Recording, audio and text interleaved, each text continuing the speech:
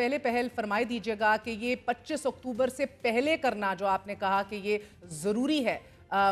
ज़रा वजाहत कीजिएगा कि ये क्यों ज़रूरी है कि ये 25 से पहले पहले ही हो जाए। Assalamu alaikum. Thank you for having me. काफ़ी कुछ कहा गया है and I don't think I can go point by point two contradict, but जहाँ तक 25 अक्टूबर की है, कोई ना ज़रूरी है ना मजबूरी है,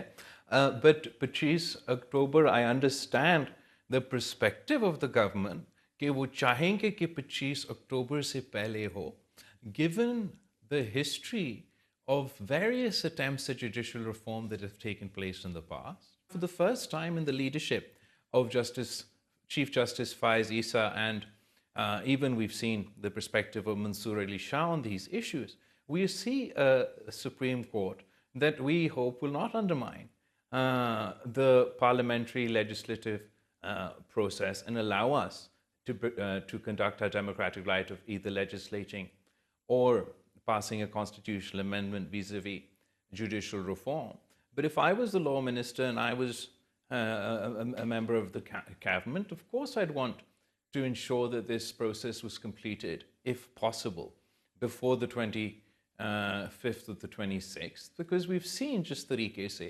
रिजर्व सीट के फैसले आए कि जब हुकूमत पहली दफ़ा इत्तेहादियों से बात करने से पहले जब इन्होंने जुडिशरी के साथ ये कॉन्सेप्ट शेयर किया बहुत से महीने पहले हुकूमत बनने के बाद कि वो जुडिशल रिफॉर्म्स लाने की सोच रहे हैं, तो as a reaction as a reaction the judiciary pass their reserve seats का जजमेंट। फिर उसी मरहले पे जब एक बार फिर हुकूमत ये अमेंडमेंट लाने की कोशिश कर रही थी, तो उस वक्त उन्होंने वो तफसीली फ़ैसला जो उन्होंने रुकवाया था, पहले सैटरडे वीकेंड की रात पे वो अनसाइंड डॉक्यूमेंट और फिर उसके फ़ौरन बाद वो पूरा document, so government would be well within their right to perceive this as members of the judiciary actively undermining their numbers in an attempt to sabotage any legislation or any constitutional amendment. So therefore, obviously, a government would prefer कि हम ये constitutional amendment जल्दी से जल्दी पास करवा लें। इसका ये नहीं मतलब कि कोई मजबूरी है या कोई ज़िद है या कोई वो, but in politics, you have to have a political strategy, and I understand this political strategy. तो बिलावल साहब, आपको हुकूमत की तरफ से तो ये समझ आ रहा है कि 25 की तारीख को क्यों इतना संजीदगी से लिया जा रहा है, because you see the pro democratic pro parliament जो क्रेडेंशियल्स हैं चीफ जस्टिस काजी फायज ईसा साहब के, but do you personally also believe that कि काजी साहब के होते हुए ये हो जाए तो बेहतर है, because you have countless time set कि मुझे उतना ही यकीन जस्टिस मंसूर अली शाह साहब पे भी है, सो डू यू बिलीव कि उनके होते हुए हो जाए तो बेहतर है, या ना भी हो यू आर रेस्ट अश्योर्ड के बाद में भी उतने ही pro democratic and pro parliament जजेस मौजूद हैं हमारी आला अदलिया में? जुडिशरी एक ऐसा इदारा है कि जो किसी के इदारा में जाके काम कर सकते हैं और बाकी को कहते हैं, मदर ऑफ इंस्टीट्यूशंस पार्लियामेंट को कहती हैं कि आप हमारा इदारा में मुदाखलत ना करें। जस्टिस फायज़ ईसा साहब के दौर में ये पहली दफ़ा हुआ कि जैसे सदर ज़रदारी ने अपना इख्तियार पार्लियामान को डिवॉल्व किया, तो चीफ जस्टिस फायज़ ईसा की सूरत में हमने ये पहली दफ़ा देखा कि एक सिटिंग चीफ जस्टिस अपना इख्तियार छोड़ के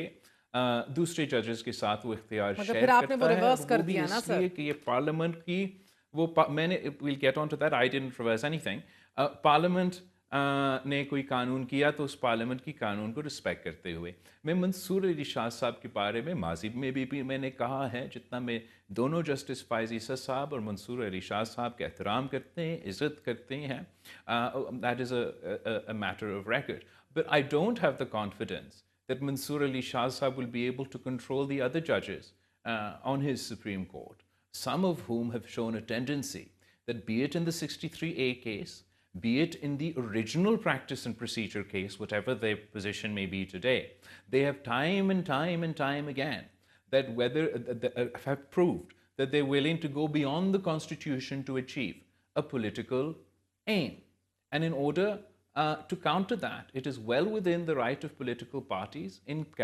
Parliament to form a consensus and pass a constitutional amendment तो इसलिए हमारा पूरा कोशिश होगा कि ये कॉन्स्टिट्यूशनल अमेंडमेंट पास हो, कंसेंसस के